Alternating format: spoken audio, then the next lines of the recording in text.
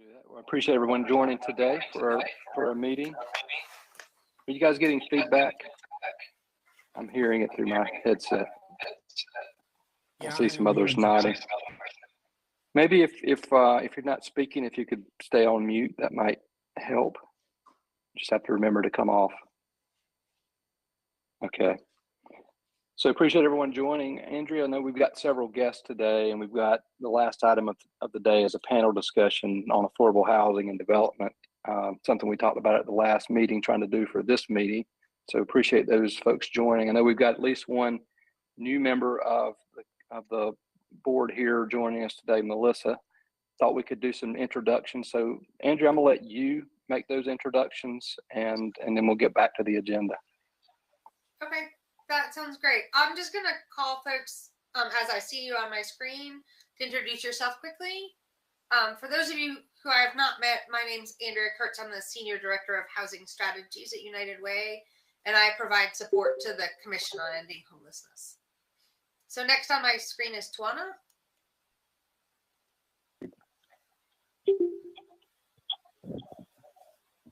Good afternoon, everyone. I am Tawana Roebuck. I'm the Executive Director for Experiment and Self-Reliance. Most of our community know us as ESR. I've been there nearly 25 years now. Prior to that, I was 15 years with United Way. I do hear an echo. And ESR has been in the community since 1964. We actually own and operate 3 apartment complexes wherein we serve the working homeless, and we assist residents in finding permanent housing in the community and working collaboratively with the continuum of care. So we've been around a long time. We've got a first-time homeowners program. We just finished up our free tax program. Woohoo! We've done over 2,500 taxes, and I think they're still counting. So I'm happy to be on this group. I feel very much committed to this mission of service. Okay, great. Thanks, Tawana. Alan? I think I'm there. I'm there, right? Hey, I'm Alan Hodges. Oh, hey, I'm Alan Hodges. I'm the chair of the CRC Operating Committee. Nice to see everybody. Laura?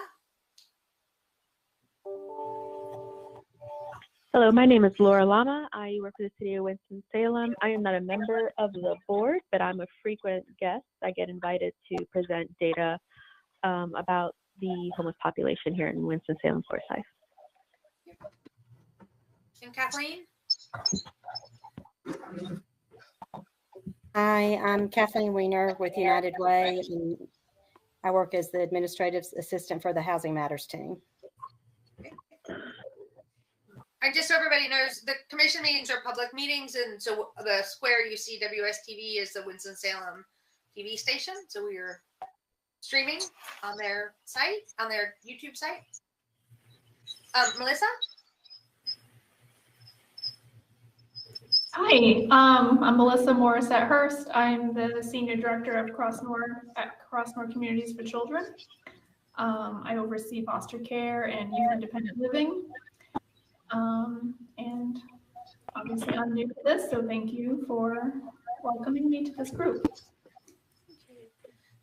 And Bree? Hello, everyone. I'm Bree Monroe, and I'm an intern for the Housing Matters team at United Way and been working with Andrea. So great to see everybody. Yeah. And Deb? I'm Ed Lipsky. I have a construction company, Rehab Builders, that specializes in affordable housing and has adaptive reuse of historic buildings, and a engineering firm that works on historic buildings primarily, and a small development company that does market rate development. Great. Thank you for being here, Ed. And Deb McClooney? Good afternoon. I'm Deb McClooney. I work on the Housing Matters team with Andrea, but I'm also an intern, MSW intern, and working with her in the COC about inclusion of people with lived experience. So that's why I'm here. Yeah. And Shrika?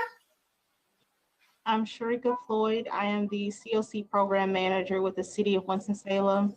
So I apply for and manage all of the homeless service funds for the City of Winston-Salem and Forsyth County. I'm also the resource staff person on behalf of the city for the Commission on Ending Homelessness, in addition to Andrea. And Cynthia Jeffries. Good afternoon. This is the first time I've tried to, I'm on the phone, but on the camera for right now. I guess I'm the newest member to the commission. I own a resale and consignment store here in Winston-Salem. Previously worked with the United Way and on a couple of other city boards. Still learning, but happy to be here. Thank you. Thank you so much. Debbie? Good afternoon, Debbie Wilson with United Way of Forsyth County. And Ed Fowler? Thank you. My name is Ned Fowler. I'm founder and director of Northwest Housing, headquartered in Boone, North Carolina. We primarily serve 7 counties up this way, west of Winston. I'm a Winston-Salem native, and so hello, everybody. I've been a mountaineer for about 50 years now. We're involved in housing production from soup to nuts all the way. Ed, good to see you. We've worked together with rehab builders before, and hope to get a chance to do so again. And I'm excited that you guys are working on your mission. We're available to help if we can. Okay, thank you so much. And Florence Adams? Hi, good afternoon, everyone. Flo Adams, working with Laura at the City of Winston-Salem. Great. Thank you. And William Penn?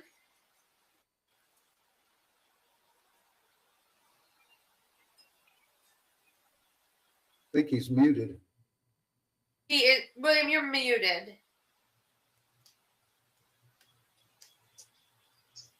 Hello, everyone. I was just clear one meeting and was jumping into this one.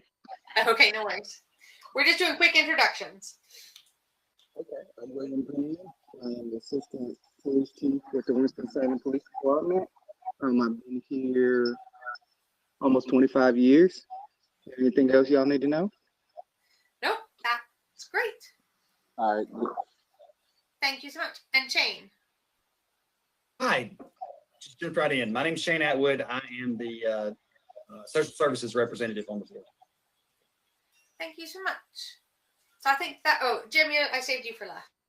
All right, great. I appreciate all the introductions. Welcome to the new members and appreciate our guests joining us today. Look forward to that panel discussion as the last topic on the agenda. It's a short agenda, so most of the meeting will actually be in the panel discussion. So appreciate you guys joining. I guess the first item, and I'm Jim Goblin, by the way, I chair this commission, which simply means I run this meeting and then meet with Andrea every so often to see how I can help with organization or fundraising or that type of thing. But Andrea and her team do really all of the work, so always thankful to them for what you guys are doing.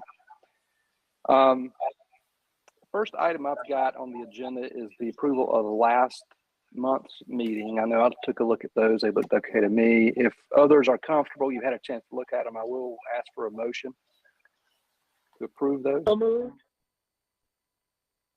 And is there a second? I second. All right. And is anyone opposed? All right. Well, we will consider those approved. I appreciate that. And then, Andrea, I'm showing you as next item up for HMIS update. Yep. So this is just a quick update. As many of you know, we are members of the regional collaboration of 9 different continuum of cares in a HMIS system called NCHMIS.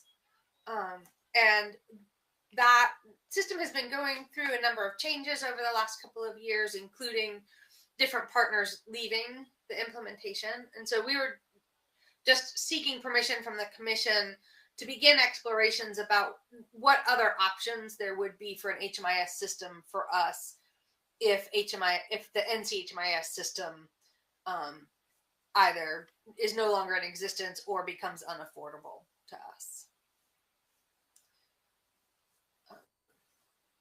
So that was, I don't know if people have questions about that. And we're not looking to do a formal RFP at this point.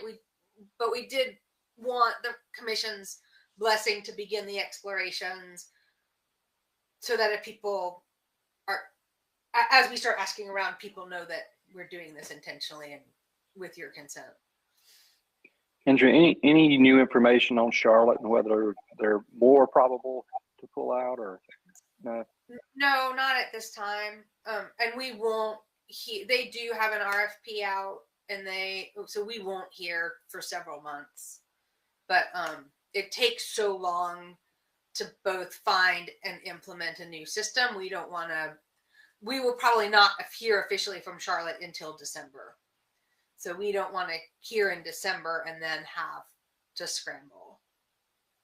Is the current HMIS participating in any way in the request for information, the RFI? We would definitely. Oh, you for Charlotte? For Charlotte, yeah. I think so. So even though they're doing through the process, it's not a foregone conclusion that they're going to move. Right. Correct. Okay. All right. Any other questions for Andrew? This is Tawana. You talk about looking for systems. Are you talking about a computerized tracking systems that the caseworkers would be using when they gather information for our homeless population? Is that what you're speaking of? Yes, it would be to replace the HMIS system we have right now, which we don't. Let me be Yes, very clear. We actually don't want to do that because there's a lot of challenges to changing databases, but we also don't want to be in a position where we're left in an implementation that's unaffordable or not functioning for us. Andrew, since we've got some new members, yeah. Go ahead. Sorry. I was going to say there's 3 points that I'd like to share. One, as an organization that uses HMIS, the feedback I get from our caseworkers is it's cumbersome to maneuver and work through. So whatever systemically we're looking at, we have to remember our users that are using it frequently. We also need to have the capacity to be able to, for lack of a better language, talk to one another. And what I mean by that is so that we don't have, or as the best of our ability, limited duplication of services. And so staff could perhaps view where we've got John Doe both at ESR and John Doe perhaps at Bethesda. So that's just an example. We just need to be mindful of not only the effectiveness in using the tool, but also how it helps us to not duplicate efforts. And then the third point I want to bring out is with the training that's necessary to bring our staffs, and I put staffs as an S, with multiple agencies to bring the staff on board to learn a new system is also sometimes cumbersome. So I would encourage us as we look at different possibilities, even if we could have some of the users at the table to help on the selection process. It makes no sense to put me on the committee. I don't know much about it because I don't do it day to day. But perhaps those staffs that are more engaged could be a part of the process. Andrew, you might want to give some background for new members. Just we really aren't looking to move. This is really more of a defensive kind of exploration. You want to just maybe give some background? So for those of you who are not familiar with HMIS, every community that receives HUD funding for homeless services has to participate in a database called Homeless Information Management System. And HUD provides criteria for what has to be in, what the system has to be capable of doing and how the system has to work, but they don't mandate us being in any specific software package. we are currently using a software package called Service Point, and we are contracting with an organization, the Michigan Coalition Against Homelessness, to help us manage that database for all 9 communities. And we have local staff, and Laura's among them, that help our local community use and manage the data that's in the database. The implementation, as I said, is a partnership between 9 different communities. One of them, Wake, gave notice at the end of December that they are leaving the partnership. And then Charlotte has also indicated that they are looking and may choose to leave the partnership. So that happens, it will radically change the funding distribution between the 7 COCs that would be left. And we're concerned that it would become unaffordable at that point in the way that we have it set up.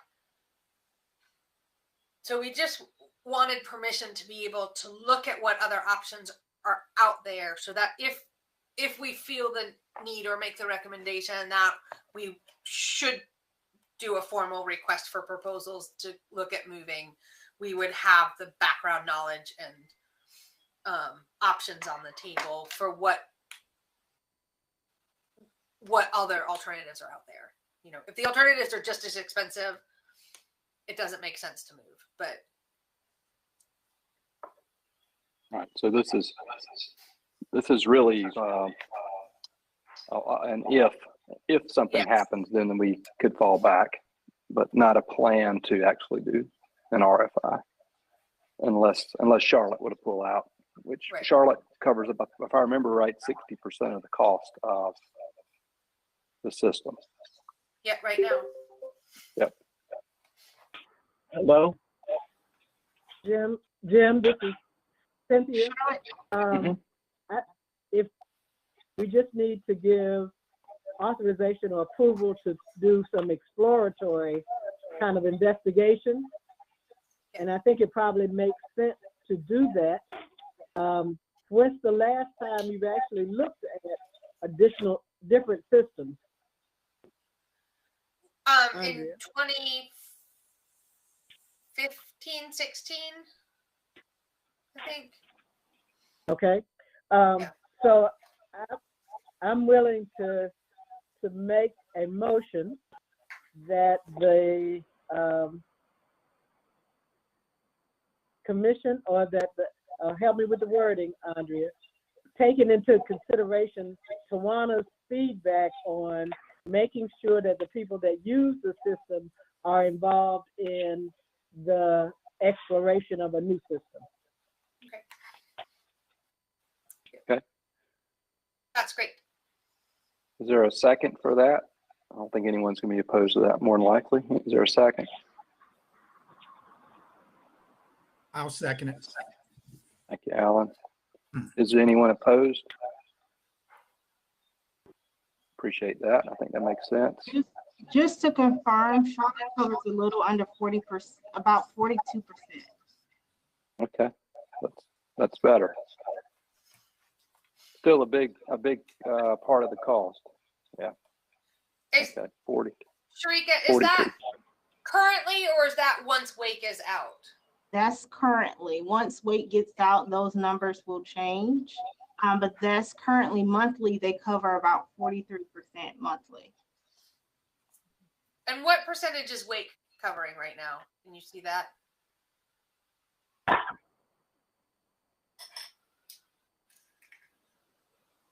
And while she's looking, where are Wake and Mecklenburg going? Wake is going off on their own and using it. They're entirely switching software packages. Mecklenburg has an RFP out right now, so they might not leave. That's our hope. But they might leave, and at this point, there's no telling where they might go. One option is there is another implementation of HMIS in the state that 3 continuum of cares participate in, and they might move to that, or they could again go out on their own and do it as a single COC implementation? So Wake is 20%, and currently we are at 9%. So our 9% would definitely go up once Wake leaves. They're covering 20% currently, monthly. So in numbers, that's for Forsyth County monthly, we pay about $39,200. Charlotte, Mecklenburg County pays $152,000, a little over $152,800. And then Wake is at $80,500, a little over that. The amounts does change monthly, but that's the ballpark of how much is paid monthly. So with both of them out, that's the 60% of the cost. Yeah. Yeah. Who talks to the vendor about reducing the cost?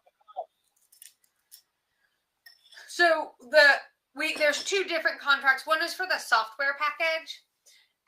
The software package has two prices. One is the base price for just having the software package. That won't change. The number of licensed users that we have will change, but it will change proportionate to the people who are leaving the system.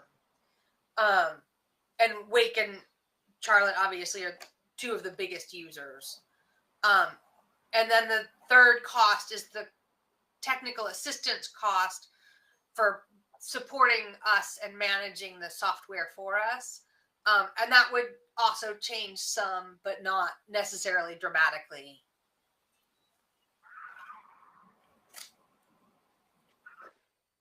Okay, any other question on this before we move to our next topic? I want to make sure we've got plenty of time for the panel discussion. Anything else here? Okay, so Laura, I've got one more thing before the panel discussion. It was an update on the point in time count. Yes, I'm here. Can y'all hear me okay? Yep. All right. About how much time do I have? Because I have 18 slides. We were going to give you I think 10 we had, minutes. yeah, I think we gave you about 10 minutes. But before you get started, can I ask who just joined us on the phone a few minutes ago? This is Bryce Shearbourne joining at the request of Andrea Kurtz. Yep. Thank you. Bryce Welcome. is our third. Yep, Bryce is our third panelist. Welcome, Bryce.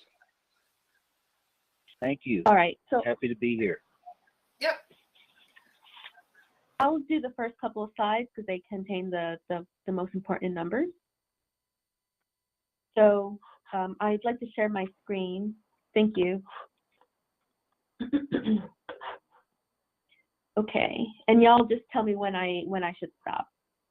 So welcome everybody. Thank you for having me. Since we have a lot of folks who are new, I am going to spend a bit of time just explaining what the point in time count is and all of the parts. So I won't get to all of my slides, but I think that's fine because I want people to understand the big picture first. So the point in time count is actually a national event mandated by HUD, where COCs around the country will count all the people in their community who are homeless. And there's different categories of homelessness that HUD is asking communities to report on.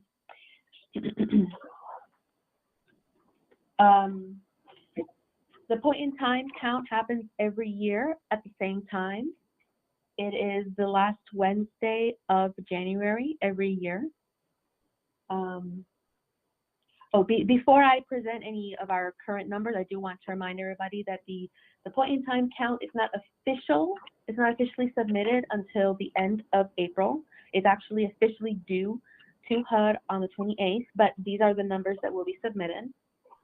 So what is the point in time count? So it happens every year. Communities will eventually submit their reports to HUD, and that information gets used by Congress to make decisions about housing policy and budget. The information is also used on the local level, at the state level, to make decisions about homelessness policies, housing policies, and things of that nature. So who gets counted? People who are living in emergency shelters on the night of the point in time count, people who are living in transitional housing programs on the night of the pit, and also people who are living in places not meant for habitation are counted.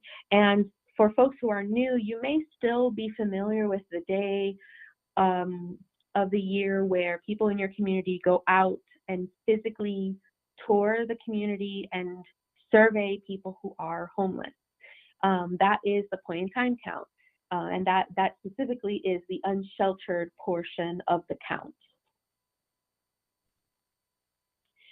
So due to the COVID-19 pandemic, the last 2 years of the point in time has had to be conducted differently than in the past. In the past, we would have a formal unsheltered count where we would gather in person, split up into teams, and survey the entire geographic community, the geographic space of Forsyth County. Because of the timing of the Delta and Omicron, I think it was Omicron wave, we had to cancel the physical nature of the unsheltered count. So we will not be submitting formal official data on the unsheltered portion of the point in time count to HUD. But we were able to use unofficial methods to get some unofficial unsheltered counts for ourselves so that locally we can still do some analysis and plan ahead for, for the year ahead with the information that we could attain about the unsheltered population. So here are our numbers. For the sheltered population, which remember, that includes both people living in shelter and people living in transitional housing programs, we had 294 people. For people who were living outside, we had 223 people. So how does that compare to years past? Here I've compiled a bit over 10 years worth of point in time data. The orange bars represent the sheltered count. Again, that includes emergency shelter and transitional housing. And the gray bars represent the unsheltered count. So as you can see, the sheltered population was slightly lower than it was last year. And both pandemic years had a smaller population of sheltered people. And that is because all in all, we lost some shelter capacity due to having to do social distancing to keep people safe while they were in an enclosed space. And we also saw a growth among the sheltered population.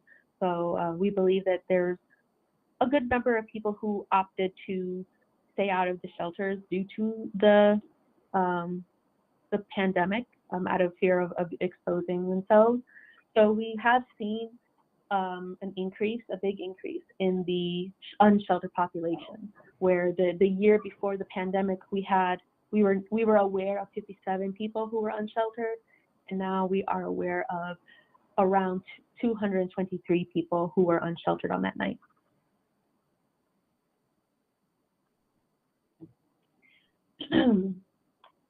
So age distribution of the homeless population on the night of the pit.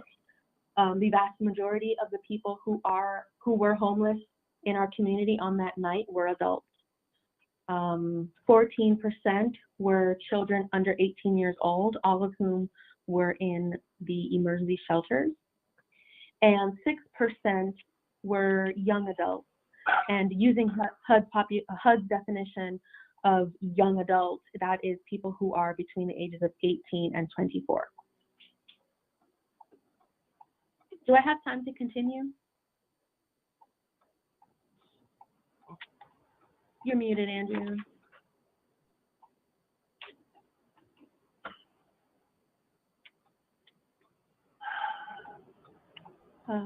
I will continue for, okay.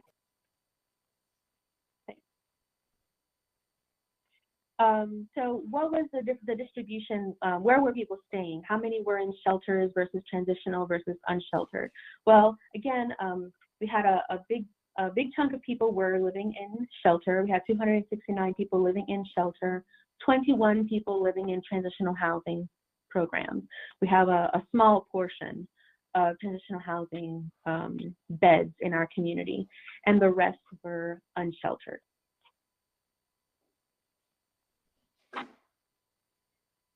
Among the people who were unsheltered, we did have some distribution of age ranges among the people who were sheltered. Excuse me. 67 were children and 17 were people between the ages of 18 and 24, and the rest were people over the age of 24. There is a lot less diversity in ages among the people who are living in places not meant for habitation. All but 9 were people above 24. 9 were young adults, people between the ages of 18 and 24. We did not find any children living in unsheltered situations.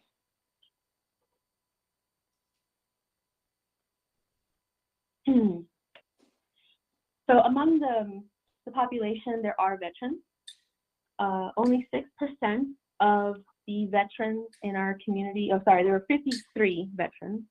Only 6% of the veterans in our homeless population were chronically homeless, compared to 29% of people in the overall point in time night population. Also, out of all the veterans, only 11 were unsheltered on the night of the pit. So the low instance of unsheltered homelessness and chronicity among veterans may be a testament to the strength of the SSVF program, which consists of well-funded services that were designed specifically for the population of vets and their needs. And so I believe that that is what is attributable for the low instance of unsheltered homelessness and low instance of chronicity among that population. So we have some information about race and ethnicity coming up. So 51% of the people counted on the point in time night were African American. Historically, the majority of the homeless people in our community have been Black or African American. Compared to the racial composition of the overall population in Forsyth County, Black and African American people are overrepresented in the homeless population. Alternatively, when we are talking about ethnicity, only 20 Hispanic or Latino people were counted on the point in time count night. That's 3% of the people who were counted that night. So compared to the overall population of Forsyth County, Latinos are underrepresented in the homeless population.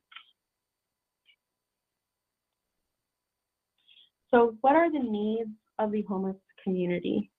Due to the nature of the point in time count, this is not the best tool for understanding the special population needs of the homeless residents in Forsyth. But we can extrapolate a little bit based on the groups that people reported to be a member of. So 143 reported being an adult with serious mental illness. 128 people reported being an adult with substance use disorder. 7 people reported being an adult with HIV or AIDS, and 31 people reported being a victim of domestic violence. So that amounts to 25% of people reporting to be to have a mental illness, and around 25% of people reporting to have a substance use disorder. So to me, that highlights the need for services related to these special populations.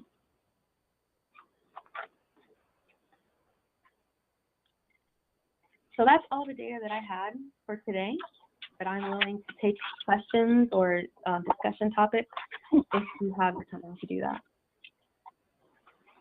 Appreciate the update, Laura.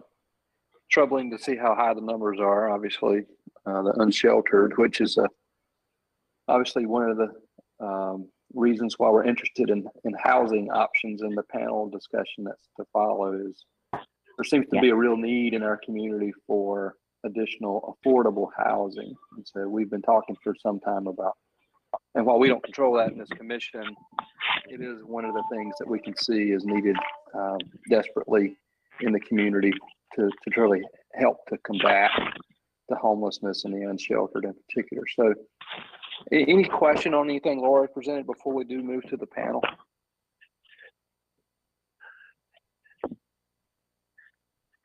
Okay. Thanks again, Laura. A quick, Jim, this is a quick question. Did I miss men versus women breakout? Or Laura, was that included?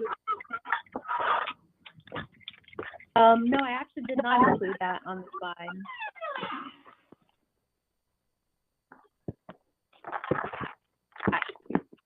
It might be something you could look at for next time, unless you've got it handy. That's a good question. Yeah, I don't have it handy. It would take me a few minutes to get it out, but I can send it for the next meeting. Okay. All right, great. Good question. Thank you. All right. Well, the last topic of the day is certainly the meat of the agenda for the day, which is the panel discussion on affordable housing and housing development. And we've got some guests today, I think 3 folks who are in that business, and so very interested to hear perspectives from the group. Andrea, I know you set this up, so I'm going to let you sort of narrate and facilitate here. So I'm going to turn it back over to you. Absolutely. So I want to thank all our panelists. We, as I mentioned earlier, we have Ed Lipinski from Rehab Builders, Ned Fowler, and Bryce Shearbourne with us today. So I want to thank all of you very much for joining us and sharing your wisdom with the commission.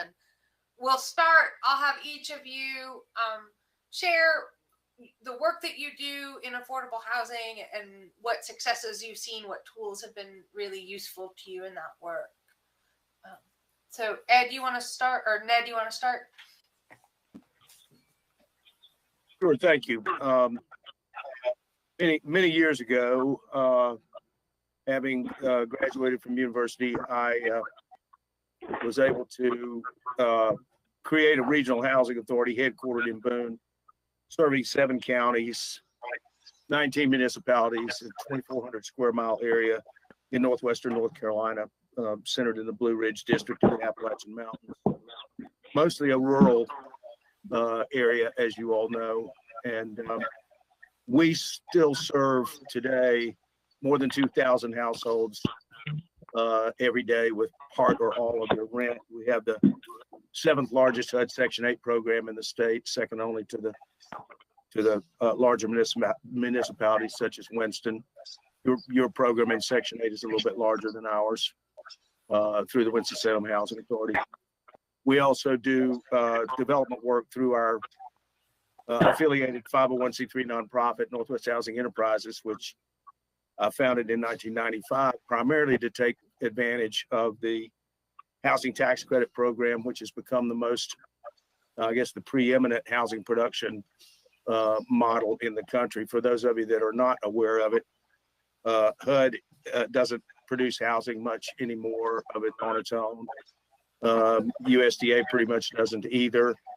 The primary housing production program that we have in America is not by a housing agency, but it's by the IRS, and that's the housing tax credit program in North Carolina. That program is administered for the U.S. Treasury by the North Carolina Housing Finance Agency. So I recommend them to you certainly for a number of tools, not just the tax credit program, but they also have loans and grants and rehabilitation programs. And for these special needs that you've been talking about, they have a program called SHDP, Supportive Housing Development Program, where they can give you a 0% loan for multiple hundreds of thousands to work into your capital stack for a new, smaller development. Typically, supportive housing developments are 8, 10, 12, 16 units like that. Tax credit developments have to be a minimum of 24 units, and they're economically feasible at higher numbers than that, typically 40, 50 In Winston, we would see them around 80 unit complexes, and they can be very effective. They're typically targeted at 60% area median income, but if you can marry them up with some help from your local housing authority, you can easily target folks with 50%, 40, even 30% extremely low income in tax credit housing. It takes a lot of an experienced team to pull that stuff together. The finance agency will not allow inexperienced teams to come in and apply for those complex projects without partnering with somebody that has recent and successful experience with their programs. Housing bonds are also an option, but they're a little bit problematic in North Carolina because the principal gap closing tools of the finance agency are not available under the bond production program, and that makes the gaps even larger. Challenges under those programs include the fact that and this was just published yesterday, market rents in Winston-Salem increased from 2019 until today by 19%. You hear that? Market rents in Winston-Salem increased by 19% in 2 years. Also, construction costs, and I'm sure Ed will echo this when he speaks, Ed Lipsky, the construction costs at least 20% increase since 2019, probably more than that. You have the problems in Winston of developing near the urban center, which is preferable in a lot of ways, but not always supported by the financing tools that are available for that type of development. For instance, the tax credit rules tend to force you away from urban centers out toward the suburbs. The standard joke among tax credit developers is that we're being asked to put to site all of these developments somewhere out near Walmart. It's unfortunate but true. So those are some of the tools and some of the impediments. I will say that we're hopeful of new tools.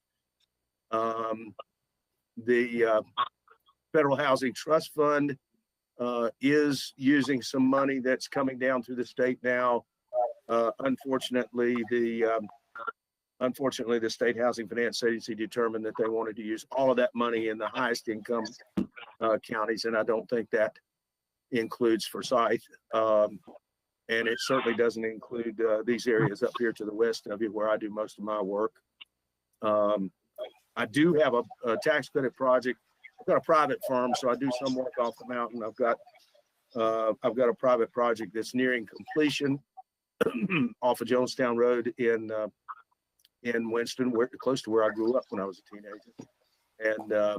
And we have another application in this year with that same qualified development team looking to win a tax credit award to build an 80-unit development at the corner of Academy and Peters Creek Parkway on an old reclaimed hotel site. So not unfamiliar with your markets. And again, I applaud your efforts in trying to get some of this done. I recommend you to the State Housing Finance Agency, and there are many resources that you can look at there. And if I can help you as you move forward with your mission, just let me know, and I'll, Mr. Chairman, I'll render the balance of my time to others on the panel. Appreciate that, Ned. Ned, one question for me, I guess. I'm thinking about, I recently retired from Truist, but thinking about the tax credits that you're dealing with. I'm assuming all of that, I think if I remember this right, all of those tax credit loans that would be made by banks could help with their CRA requirements, right? So community. They do. And in your market, that would certainly make a difference down there, Jim. Where you've got concentrations of population, and yes, when the end beneficiary is low income, regardless of who the development team and the ownership entity is, you can get not only your calculated monetary rate of return, but also CRA points. Community Reinvestment Act points, folks, for banks and lenders who are willing to service other than to service other than non-traditional,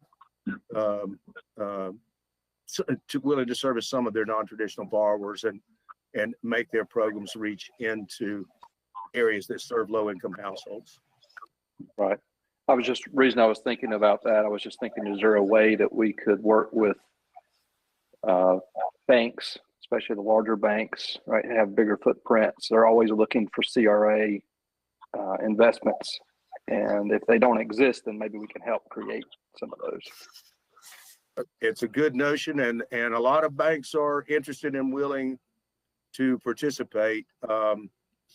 Unfortunately, in the current crisis with not enough houses to go around at any price point in most markets in the nation, and also the problem with construction cost increases, demonstrating feasibility to those banks is becoming increasingly difficult. And so developers have to be creative and find sources of funds that close those gaps. We often look to bank participations in Federal Home Loan Bank to come up with those. Truist has those memberships and has sponsored several of those with us. And so those kind of gap financing tools help.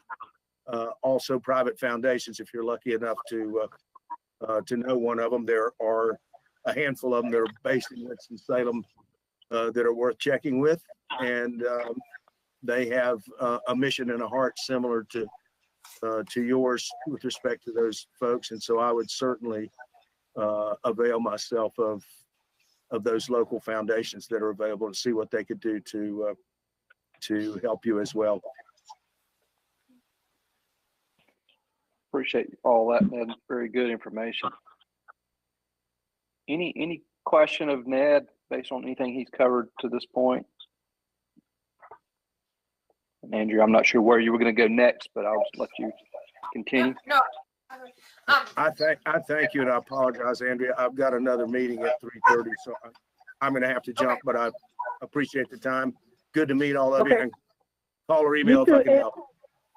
Before you leave, though, could I just ask a quick question? Certainly.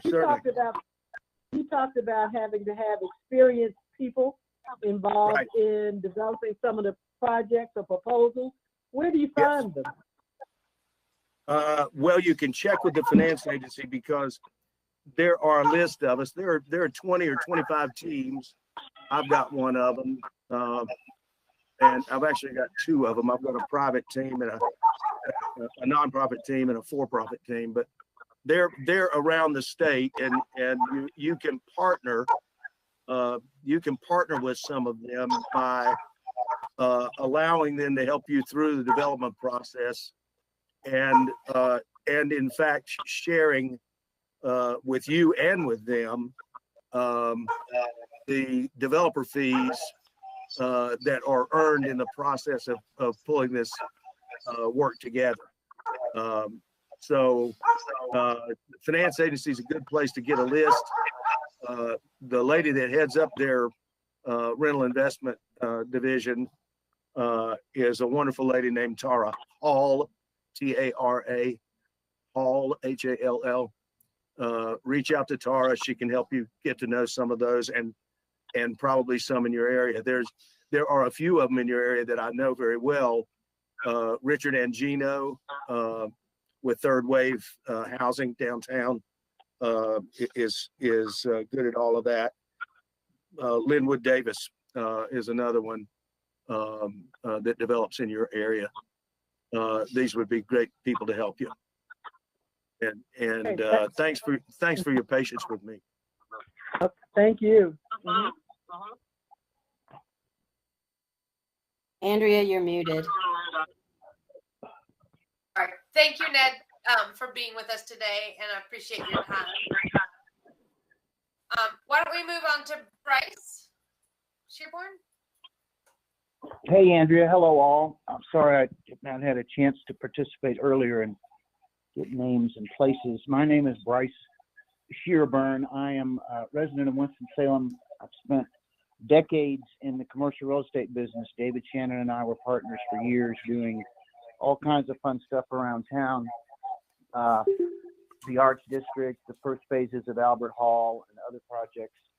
We, in a past life, acquired from Clyde Myers 200 units of his single-family residences back in the 80s and did a mod rehab program. We spent most of our career doing federal real estate, and I have since elected to pivot to something a little less travel-oriented. I have been spending the last 3 or 4 years in West Salem and other parts of the community exploring and developing affordable housing solutions. And I intend to spend the rest of my career in this space, 5 or 10 or so years. And I tend to fall into the not easily categorized developer. I'm not a low-income housing tax credit guy because there's no low-income housing tax credit project availability, as everybody here knows, which is, it is what it is. I have had the opportunity to work with nonprofits on specialty facilities, family services for early childhood education, and incidental to that, have acquired sites that I will be putting forth for affordable housing. There'll be multiple projects, smaller scale stuff, 6-unit, 20-unit, things like that. Workforce housing, targeting 80 to 120% of AMI, which would be privately developed utilizing HUD 224 financing. I have acquired the Commons facility, the former Commons, and recently completed renovating 15 units, which we conveyed to the Housing Authority.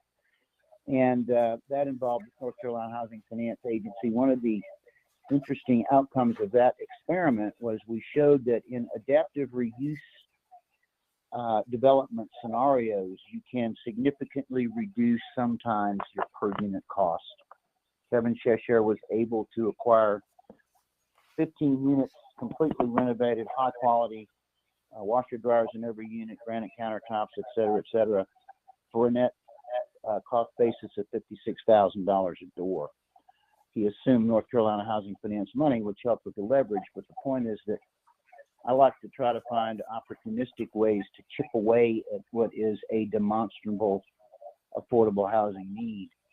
And in that regard, I think that there are a couple of different buckets. Obviously, Kevin in the public bucket, the bucket that Ed and Richard and others ably pursue, Glenwood, Davis, et cetera, in the LIHTC arena for urban or suburban sites. I tend to focus more on kind of hand-to-hand combat, for lack of a better word. And I think that the developing strategies, which this city needs to do, and I think is turning its attention to, particularly in light of the transformational monies that will be flowing to the affordable housing space. Andrea and others at the Folks for Good Housing are leading, I think, a concerted and important effort to educate folks as to what affordable housing is. I think there is a significant public perception disconnect where affordable tends to be classed or lumped in with public housing, or somehow it's conflated with some adverse property outcome as opposed to positive property outcome. The other thing that I think is interesting, because of our inability to secure low-income housing tax credit dollars, is the opportunity to work with the city on an economic development basis. And I think there's 2 ways to do that. One, the city owns countless numbers of lots, foreclosed lots, in infill close-in neighborhoods with sewer and water and everything tapped on, ready to go. Those need to be somehow put into the equation, whether they're acquired by a land trust and gifted, whether they are promoted for projects like low moderate income home ownership, which I think is an interesting space and needs a lot of attention. The other thing is that the city has long since provided economic development dollars, and their math is very simple. Property before the economic user, a business or whatever, comes in is worth $10, and after the business comes in, it's worth $100. The $90 tax increase increment, the property taxes derived from that for a period of 7 years, would be available to the project as some sort of contribution. And I think we need to really forcefully push to transition that thinking to affordable housing. You know, that if the city recognized the incremental tax base benefit, I think long term, it's important to revitalize neighborhoods, again, lot by lot, piece by piece. And this would be a way to energize both home ownership and small neighborhood pocket developments. I don't know if you all saw the committee of the whole meeting the city council had with the Council of Governments slide projections, but those tools, low moderate income ownership, how we can impact developed neighborhoods, how we can impact neighborhoods in dire need of rehabilitation, but neighborhoods that still have home ownership in place. And in many of these wards, you will see a pattern where you've got a legacy owner in a block of 10 houses, 2 or 3 legacy owners that are struggling, maybe 1 or 2 investor owners, and the rest abandoned or city owned. And if you think for a minute, the positive impact that rehabilitating 2 or 3 of the abandons would have on the remaining homeowners, I think that it would really go a long way to create a collaborative and community support base. You know, there's no single silver bullet answer. You know, for my part, I'm encouraged by what I see in terms of changes in perception, and I think that there are viable ways that a private developer such as myself, recognizing that affordable housing yields are less than building Walgreens, that you can make these deals work and happen. I think if the city was more supportive across a variety of services, permitting, for instance, utility fees, et cetera, it would go a long way to help us meet our need of 15,000 units.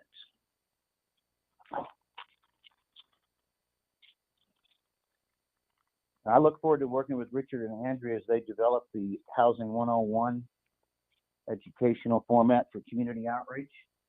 And I hope that as the city gets ready to spend the money, that there's folks capable and qualified and competent that can take those funds and leverage it into some good housing outcome.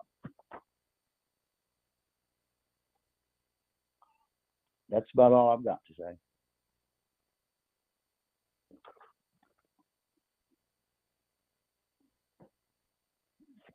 Andrew, I think I saw your mouth moving, but I couldn't hear you. I think you may be on mute. Sorry, I keep forgetting to take myself off mute. Thank you so much, Bryce, for sharing. Do folks have questions for Bryce? Bryce, do you have any idea how many homes or lots may be owned by the city? There's a report, it's in the thousands, literally. I have that report, I can circulate it to Andrea. They did a report by ward, and in fact, I spent some time touring with Barbara Burke and her ward, and there are 3 tranches of real estate. There are sites the planning board has identified as suitable for affordable development that are city-owned. There are a multitude of lots city-owned, tax foreclosure. And then there are about an equal number of tax delinquent lots. So in huge swaths, and it's not only, generally everywhere except the 9 o'clock, 12 o'clock, Northwest Buena Vista, et cetera. But it's an amazing inventory of potential that is now generating 0 tax. But conceivably, over a cycle, be repurposed. The interesting thing to me, because I, focus on infill development, I mean, development that is in GMA2 and, the middle market housing, the unicorn. Opticos came to Winston a couple of years ago and pitched that varying density and mixed income and so on. And that's the kind of stuff that is aspirational, but I think that there are so many infill opportunities that are not greenfield development, extending services that make a lot of sense to look at in a focused way. Jim, there's a list because the city council is already reviewing and voting on something like this. There's a list of these lots by ward attached with the CARF for the plan that the city council is voting on to turn these into affordable housing on the city's website that I can provide for you. So it's already it's already started going through city council. That's good. And I know there's a whole Indeed it group. is. And that's, that's a welcome thing. One thing I'd point out, and it's interesting that you bring that up, the city council recommendations in the CARF are for lots that are given, city-owned lots that are given for affordable uses, whether they be for home ownership or private development. We need to retain the income limit condition used for 30 years. And Council of Governments and other agencies typically recommend a shorter period. And the reason is that over a 30-year cycle, 2 generations, you're going to get a lot of value neighborhood change. And the last thing you want to do is turn neighborhood development into a stumbling block or a hindrance. Now, I have discussed that with Angela Carmen, and I think there's probably some workarounds on a basis, but I think it is kind of a shotgun approach that, may deserve some scrutiny. I'm sure it's going to pass, and it's good that it is, that they can put these lots to use. But again, we want to be focused on encouraging, not discouraging. Right. And I know there's a whole commission looking at affordable housing, and I know we heard from Derwin, I guess, a couple months ago, and I think we talked about having him come back. This might be a good thing to ask about the lots and kind of where they may be headed with that, where the city may be headed. I do have a point. It's not necessarily a question, but at ESR, we have a program that's first-time homeowners. And we have now 25 or more participants that have completed the process for homeownership, and we have struggled to find affordable houses to purchase. And when I say we, I'm talking about the participants. So the homeownership piece is something that we would be very interested in participating in a conversation and a dialogue. We also are aware that, housing for large families, as well as housing where a disabled person may be in the residence so that the property is handicap accessible. And of course, housing for seniors continues to be a major concern as well. So as you think about housing, certainly as you talk about multi-generational, all the various facets of housing that could become available for people in the community.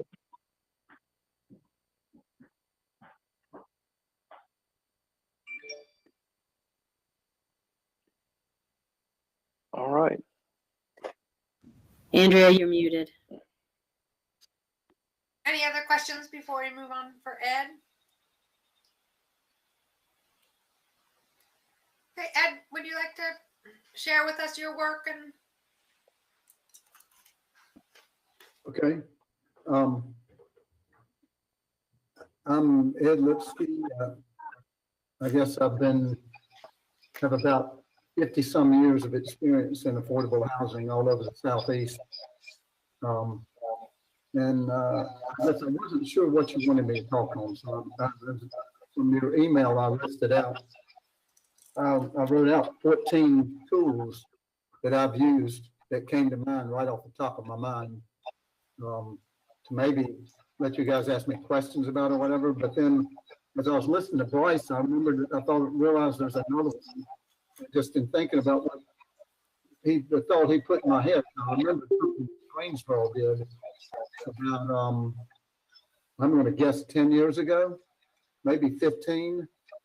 They took a rundown area of town, and instead of condemning houses. They both about 20, 25 houses off of Ashborough Street. And then they auctioned them off with stipulations of what would be done with them. And it was highly successful in turning the area right as you come into downtown Grainsboro around in a order.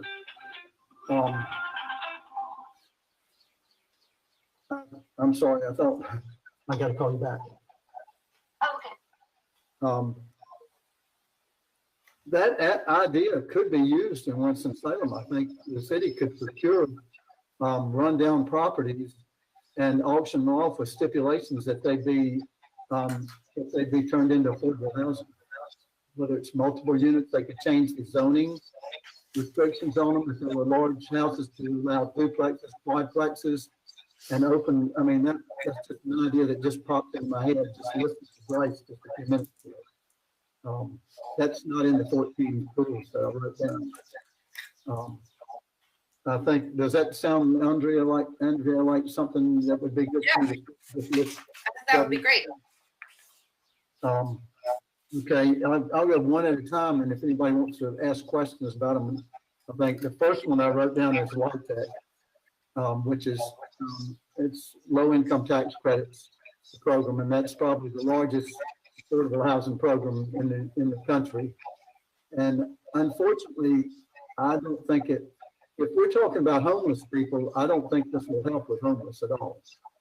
And the reason is that there's a window that has to be met, income window, and if people don't make a certain amount of money, they're not allowed into affordable housing. If they make too much, they're not allowed in. And obviously, I would assume that most of the homeless people are not going to be able to use LIHTC furnished housing. What's the income window for LIHTC housing? Let's say we lost Ned, we kept up with it more than me. Bryce might know. Is Bryce still on? He's muted. Bryce is on, but Bryce, I muted you because we were having some background. So if you want to add to the conversation, you'll need to unmute yourself.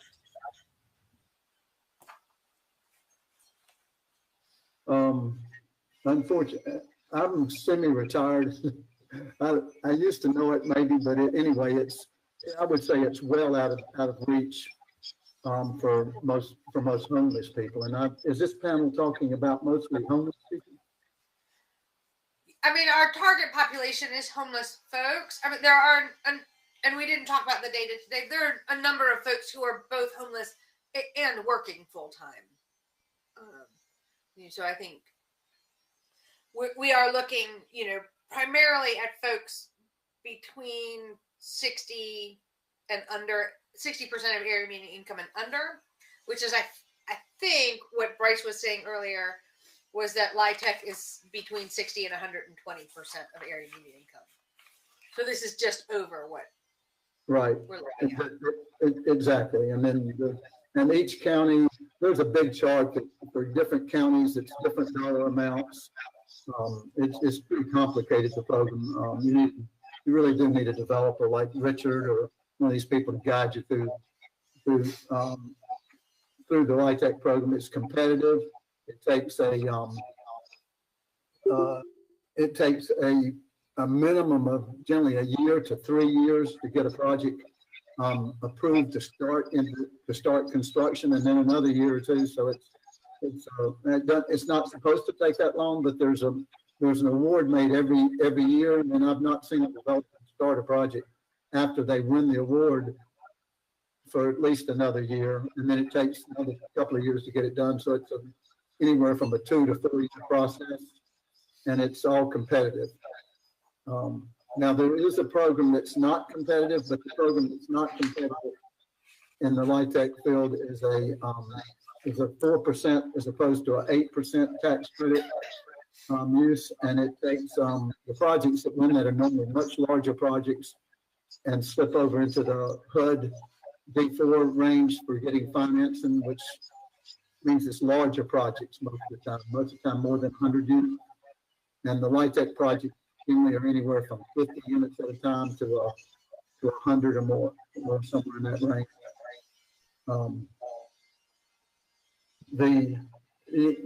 I can answer a lot of questions on like that if anybody wants more about it, but I didn't think that that's what we were really talking about in this section.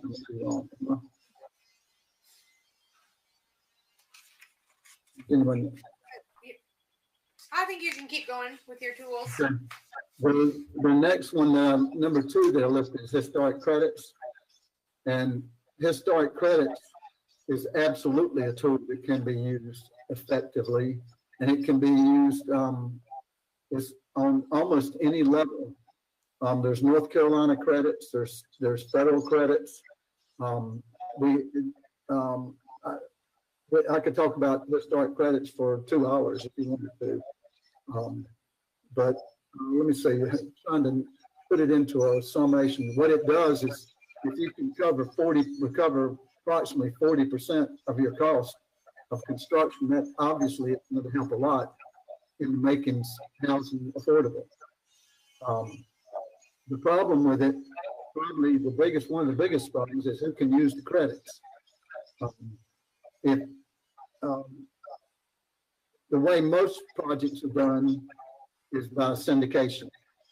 The problem with the syndication is it's very expensive from a legal side, which makes it only affordable to work with large projects. By large, I'm talking about 80 to a couple of hundred or 300 units at a time. There is another way of doing it, which is if an individual can use the credits themselves, then the cost drops way down and it can be done on a small basis. That would open the door to direct placements, which would mean, for instance, I had been working with Tracy Moore and Tom Williams, trying to get something for homeless people off the ground. I've been working with them for about a year. It's a dream of mine to try to make a project that would be sustainable, that would hopefully provide jobs and then counseling or whatever's needed, which Tracy and Tom were working on supplying. And we got close on a project that actually I think Richard Angino is working into a larger project now, going the affordable route. And then the housing prices jumped up so high that they believed that it couldn't be done. And it probably would, and was making it hugely difficult. However, I'm working on a different idea now in a historic building with a private owner who may or may not, he's not sure how interested he is, but it's a matter of finding somebody who has the interest and to take property and donate it and not make, in other words, not make as much money as they can, but be philanthropic with it, and those people don't go on trees, unfortunately. Where am I going with this? I think Tracy had come up with a few individuals that were willing to donate a lot of money towards a project of this sort. The idea that I have to use historic credits, it has to be rental property, which means a nonprofit has to partner with they either have to syndicate it or they have to partner with someone. And if they partnered with somebody and did a direct placement, and that person could use the credits, they could multiply the amount of money that they were willing to donate by using their own tax credits that they had to pay. That's one idea of the way to use the historic credits. But the biggest roadblock of historic credits is being able to actually use the credits. Now, maybe that's enough said on that one. Let me list the other tools, and then if anybody wants to ask questions, I'll dig in. Another one, the third item I've listed is vouchers. And I think probably most people are aware of vouchers. It's project-based vouchers coming through HUD. For those projects can be almost any size. There's a program that's, you'd need a developer, somebody to guide you through. There are a lot of developers that specialize in that. Another one, rural development, has a bunch of programs. I do not know whether Winston-Salem would qualify for rural development. I think most of the programs, Winston-Salem will be too large. I think a town has to be, I don't remember the exact number, it used to be 25,000, I think it may be 20,000 now, so I do think Winston would qualify for that. The fifth thing I listed is Cdbg, and they have block grants, and I've used Cdbg money in a bunch of towns all over the Southeast, many in different towns in North Carolina. They can use blight programs. They've got a bunch of different programs that Cdbg money can be used to provide housing. Meal credits is another one for taking meals, even if the meal's not there. City in kind is a tool. This is something that the city can do, like if somebody's providing housing, they can waive permit fees, they can provide housing for free. There's all kinds of things the city can do to provide, and cities all over North Carolina, South Carolina, Virginia have helped on projects that I've built or developed by providing in-kind services. Number 8 one I listed is grants. Used Hope 6. I don't know how active that program is now. I've used Golden Leaf money. To use grant, to get grant money, you just about need, I guess, I'll ask a question, Jim or Aunt Andrea, I'm sure, does the city of Winston have a grant writer? Do you know? Who writes grants to try to receive grant money? I don't know the answer to that. A lot of small towns have a specific person just to write grant proposals, to receive grants for housing, for affordable housing, and for different things. That person is in the process of being hired. We did have someone that does that. We have people dedicated to affordable housing. Okay. I had just listed that as that's an item that a lot of towns across North Carolina do. And they have specific people that's all they do is study the grant, they research what grants are out there, see what grant might be helpful to Winston-Salem, and then they write a proposal for it. The 9th thing I listed is a TIF, which is called tax increment financing. And this is a tool where a city can, on a project that's presented that's favorable for affordable housing, for something that's in the city's interest, that's solving problems, it could be for homeless or whatever, they look at from the end of the project, the tax increment finance and how much more money is going to come in, and they give a loan, and the loan can be anything that fits within this program based on the future income. It's called tax increment finance in the TIF. What was the next thing I wrote? Number 10 I wrote was an opportunity zone. I think Greensboro has one of those. I don't know whether Winston does or not, and they can be written up in many different ways. 11th is tax abatement. North Carolina allows up to a 50% tax abatement for qualified properties. This is something that I'm sure Winston-Salem is doing for some of its historic properties. Let's see, 12 I wrote down was a public improvement district. It's called a PID. Not extremely knowledgeable about these. Actually, I called and talked with a friend of mine who works in this field out of Atlanta, Terosha Ingram, who asked her, by the way, if she'd be interested in coming up and helping on something here. She said if I was involved in it, she would. I don't know, but she specializes in helping. She's doing a lot of work in Alabama and Mississippi right now. She lives in Atlanta. She just likes, come from her background, she likes helping people that need help. Another program is, there's a program that she also told me about for veterans, especially homeless veterans, called VASH, VASH. I do not know a whole lot about it, but But she told me if I had something specific for her, she would come up and talk about it or send me a package. She's been busy. I hoped I'd get that before I gave this talk with you guys, but I haven't received it yet. What did I write down? 14. I mean, I've come, you would not believe some of the things that a lot of the towns I work with are smaller towns. And I guess the main thing I would tell you is that I heard from Tom Williams and Tracy were telling me after they got discouraged after what's happened in the last year, the way pricing and has gone up for construction costs and the way it's gone up for buying properties, and everybody thinks they're sitting on a gold mine, and you go to sell it and prices are just jumping off the map, and they've gotten extremely discouraged. And what I found is that there's always a way. There's always a way if you're willing to get out of the box and search for different things. And I guess I learned a lot of this myself by working with Dwayne Anderson, who is no longer with us, but he was my partner for years. He's from Winston-Salem.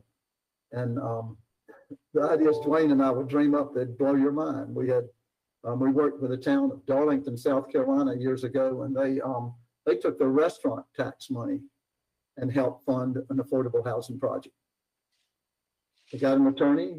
They found a way. If you get a champion, if the need is there and you identify it, and then you find you get control of a piece of property is the number one thing, and then you find a way to make it work. There's always a gap.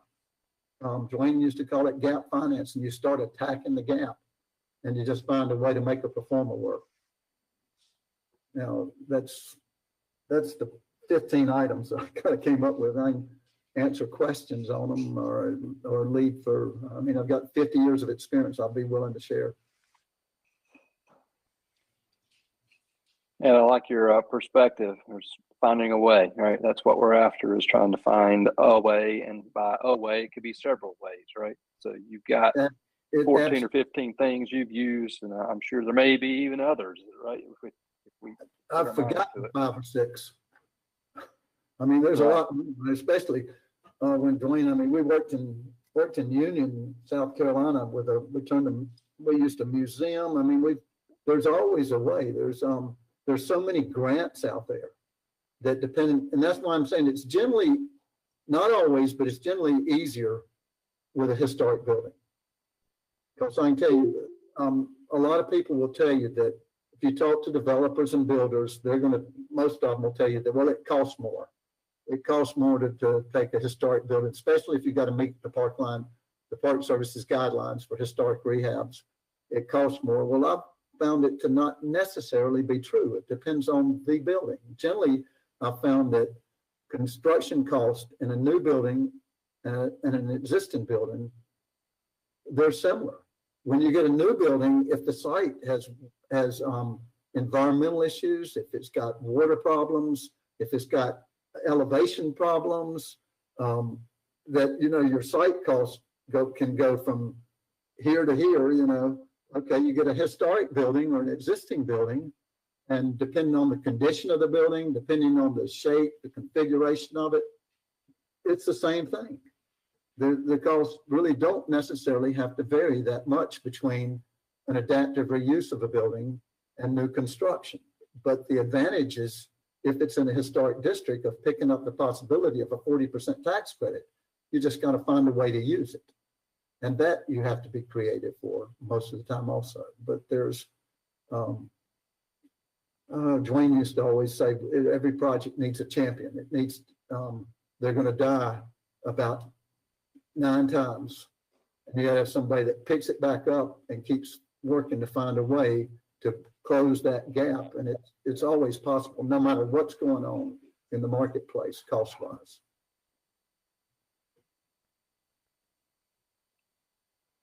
This has been very helpful, Ed. I appreciate you coming and sharing. And there's a lot of efforts going on around the city around affordable housing, and this group's focused primarily. We're championing the needs of the homeless and trying to make sure they have, available units that they can use, and that's where we're seeing a big shortfall, is availability and affordable housing. So all of these things sort of dovetail together, but really do appreciate you coming and sharing with us. Any other question for Ed from the group?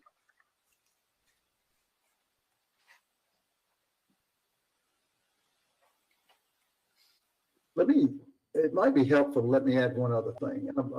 And just telling you that I see Andrea smiling.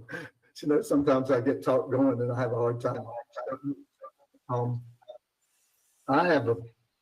I have been working for about 5 years trying to get this idea of sustainable housing for homeless. And I've gotten close a time or two and I haven't gotten there yet. And we got real close with Tracy and Tom and I don't think we've given up. I talked with Tom the other day he wanted to go the new construction route. And then we were close. We had a building that would have worked. And then the guy ended up selling it to somebody else out from under us.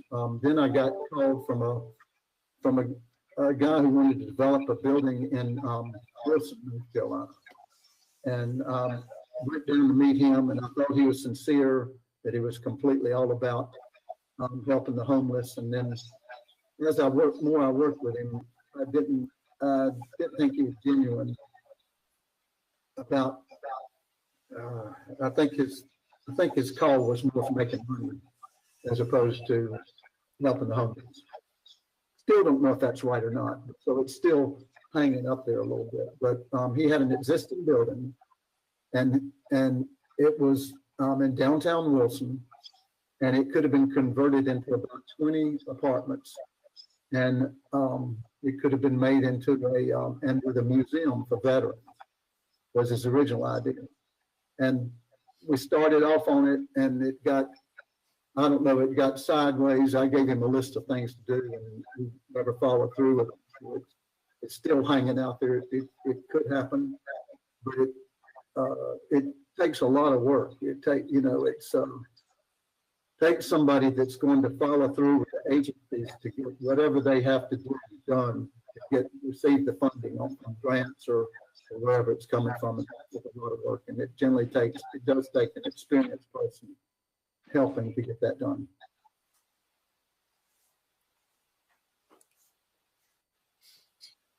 Thank you so much, Ed.